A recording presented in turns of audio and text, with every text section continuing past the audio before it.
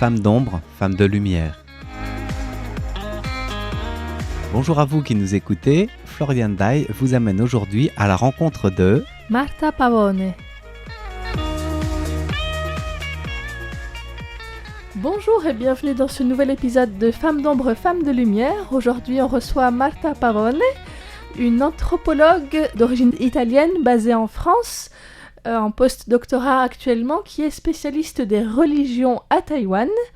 Et donc nous allons parler aujourd'hui de son parcours, de sa rencontre avec le temple de Hongludi, donc Nanshan Fude, Honglote en taïwanais, et de ce qui l'a poussé à partir sur le terrain. Donc Marta, bienvenue et merci d'être avec nous aujourd'hui. Merci, bonjour Floriane, bonjour à tout le monde. Pour commencer, je voulais te demander comment est-ce que tu es arrivée devant ce temple pour la première fois? Qu'est-ce qui t'a attiré peut-être à Taïwan et puis vers ce temple en particulier? Ok, donc c'est une longue histoire, donc j'essaye de ne pas trop me prolonger. J'ai commencé par une licence en chinois à l'Orientale à Naples, et puis ensuite je suis débarquée à l'INALCO à Paris, où j'ai fait un an d'Erasmus et ensuite j'ai enchaîné avec un master en études chinoises et en anthropologie. À ce moment-là, j'étais assez intéressée envers les cultes de la richesse, les Caishen, les dieux de la richesse, et plus en particulier envers des statuettes qu'on trouve partout à Paris dans les restaurants chinois, par exemple le Zhao Cai Mao, les chats porte-bonheur, les Bouddhas riants, voilà. Et j'avais commencé mon master sur ces questions-là, donc sur l'usage de ces statuettes comme porte-bonheur, mais aussi comme caractère identitaire en fait de ces migrants donc d'origine chinoise qui s'installaient en France et ouvraient des activités commerciales comme des restaurants. Ensuite, pendant un échange universitaire, je suis arrivée à Taïwan. Je devais choisir entre la Chine, Hong Kong ou Taïwan. Finalement, j'ai choisi Taïwan parce que normalement, à la fac, à l'époque, on étudiait, je pense que c'est encore le cas, le chinois de Chine, les putonghua, avec des caractères simplifiés. Et moi, j'avais envie d'apprendre les caractères traditionnels dans un usage courant. Donc, je suis arrivée à Taïwan. J'ai connu des gens dans l'entourage à Taïwan et me suis présentée comme quelqu'un qui était assez intéressé envers les cultes de la richesse, et des Taïwanais finalement sont devenus mes amis, m'ont parlé de plusieurs temples comme les Hanlote, donc là où j'ai commencé à faire mes recherches ensuite.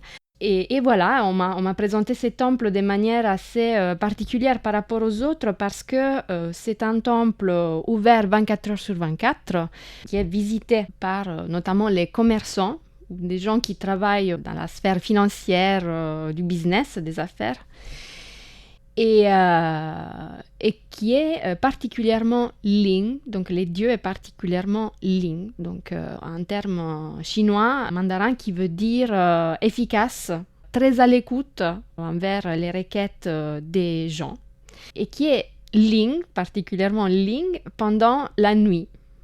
D'accord. Ok, donc en fait, je me suis dite, culte de la richesse, Dieu efficace pendant la nuit, ça a l'air vraiment intéressant pour faire une recherche là-dessus. Et c'est ensuite, juste après, c'est quelqu'un parmi ses amis qui m'avait amené là-bas la première fois, que j'ai découvert qu'en fait les dieux en particulier, c'était pas un Caishen, c'était un dieu du sol. C'était Tu Digong, donc c'est les termes mandarins, mais qu'on traduit en français par dieu du sol. Et donc les dieux que normalement on vénère pour avoir une protection du lieu, c'est un dieu de la localité, de la terre en fait, mais qui assure aussi une fertilité du sol et qui a aussi cette fonction de dieu de la richesse. Et notamment aujourd'hui, pas pour les commerçants, en fait ça fait un sens en particulier parce que c'est les dieux qui protègent leur environnement commercial et qui assure donc la protection et aussi les éléments qui font en sorte que les commerçants en fait prospèrent et ont du succès dans leurs affaires. Voilà. D'accord. Alors, comme tu as mentionné, c'est un temple du dieu du sol. Est-ce que tu peux parler un petit peu plus du culte du sol qui est très répandu à Taïwan, avant de préciser peut-être un peu les spécificités de ce temple-là en particulier? À Taïwan, mais comme aussi en Chine et dans d'autres sociétés sinophones dans le monde, les dieux du sol a une importance vraiment cruciale comme dieu tutélaire du lieu. On le voit par exemple même en France, par exemple quand j'avais fait mon premier mini-mémoire Master 1, dans les restaurants du 13e arrondissement, les tutigong se trouvent sur le sol, par terre en fait. Contrairement par exemple dans d'autres sociétés comme celle chinoise à Taïwan où il y a un petit hôtel, voilà, c'était sur le sol et avait ce rôle de protéger les lieux. Parfois, Tutigong est accompagné par sa femme, Tudipo. Donc dans certains temples, on voit aussi cette compagne qui symbolise en quelque sorte l'harmonie des relations familiales, mais aussi une proximité de cette divinité vers les gens. Parce que, en fait, selon les Chinois, Tutigong est un dieu mineur par rapport à d'autres divinités. Dans un panthéon céleste, Tutigong, en fait, c'est la divinité qui est plus en intimité et en relation avec les humains. Donc, il a une épouse et qui est parfois représentée dans cet hôtel que, comme tu viens de dire, sont vraiment partout. On les voit vraiment dans chaque quartier à Taïwan ou même dans des villages. Parfois, les dieux est représenté par une statuette qui représente un fonctionnaire local, impérial en fait, donc avec sa robe jaune et son chapeau vraiment de fonctionnaire, et qui porte un lingot d'or et un sceptre de jade qui symbolise donc d'une part la richesse et de l'autre l'autorité donc des fonctionnaires locaux. Mais parfois en fait Tutigong n'a pas de représentation véritable. Parfois c'est juste un tumulus de terre avec un bâton d'encens. Et ça peut être aussi Tutigong. Ça peut être aussi une pierre, tout simplement. Voilà. Donc, en fait, il y a différentes manières de représenter ces dieux qui représentent, en quelque sorte, cette relation de l'homme avec son environnement. Et alors, donc, je reviens au Hanlode.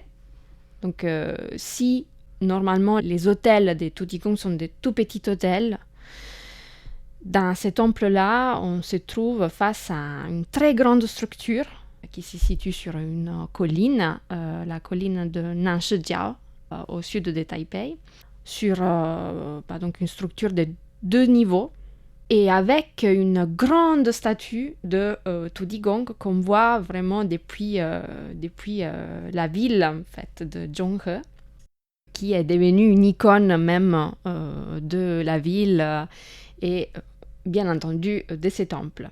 Donc c'est une statue de 33 mètres environ, qui est considérée comme la plus grande statue de Tudigong à Taïwan.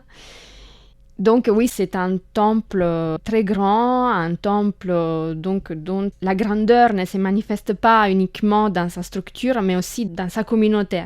Parce que normalement, les temples de Tutigong sont vénérés par le voisinage, par les habitants ou ceux qui travaillent à proximité de cet hôtel, donc pour assurer la protection du lieu et donc la prospérité aussi au sein de ces lieux. Mais dans ces temples-là, les gens qui rendent visite viennent de partout, en fait, de Taïwan et même de l'étranger. Les jours comme la nuit, parce que c'est un temple ouvert 24 heures sur 24, ouvert même pendant les typhons. C'est vraiment...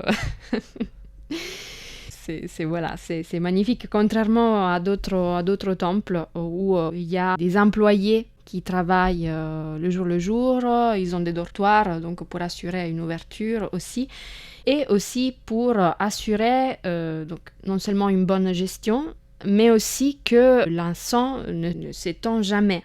Voilà. Donc ça, c'est un aspect très important. Et pour revenir un petit peu plus sur ton processus de recherche, est-ce que en posant des questions aux fidèles ou bien aux gens qui travaillent dans les temples, tu as rencontré des obstacles en particulier, par exemple du fait d'être étrangère?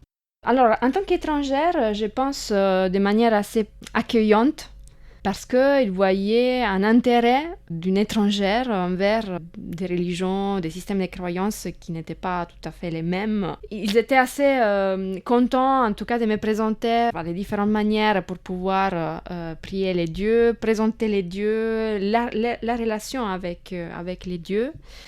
De ce point de vue-là, c'était assez riche et bienvenu, en tout cas de leur part.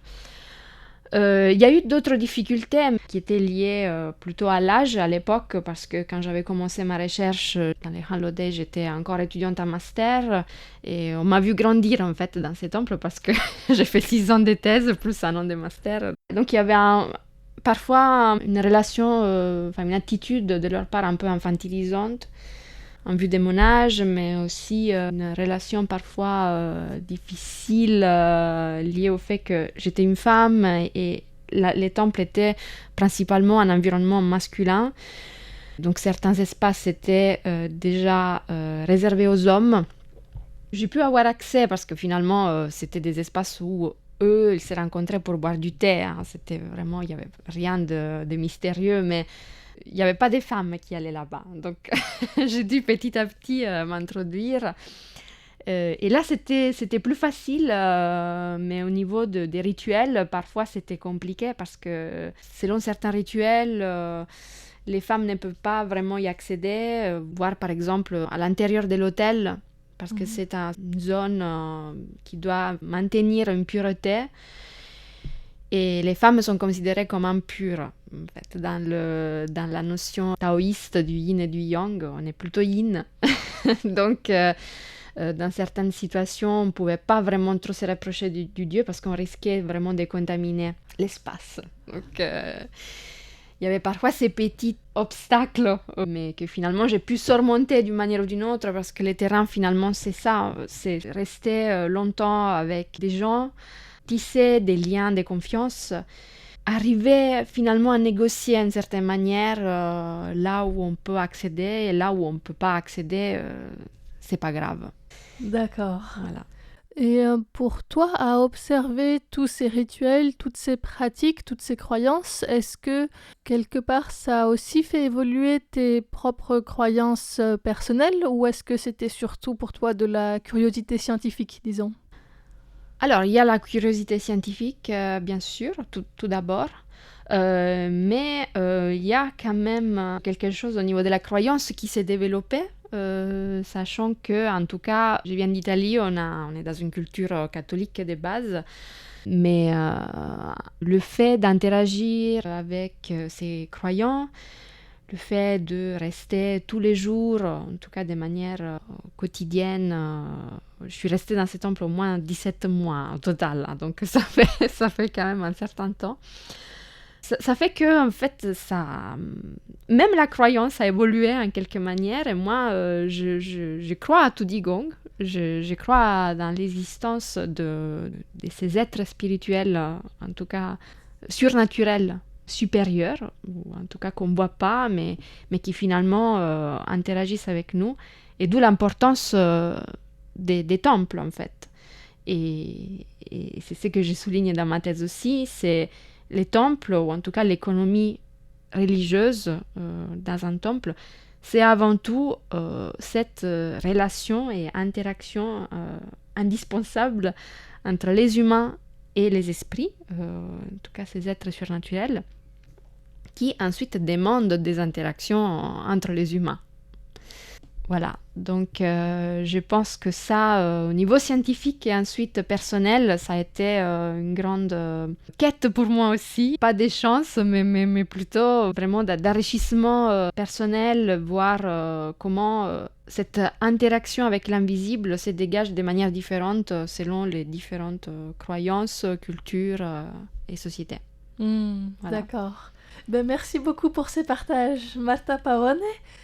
Merci. Et à bientôt pour la suite, pour plonger encore plus en détail dans tout ce qui se passe dans ces temples. Merci Floriane. Au revoir. C'était un épisode de Femmes d'ombre, Femmes de lumière, présenté par Floriane Dai pour Radio Taïwan International. Cette fois-ci en compagnie de Marta Pavone, chercheuse en post-doctorat à l'Academia Sinica de Taïwan.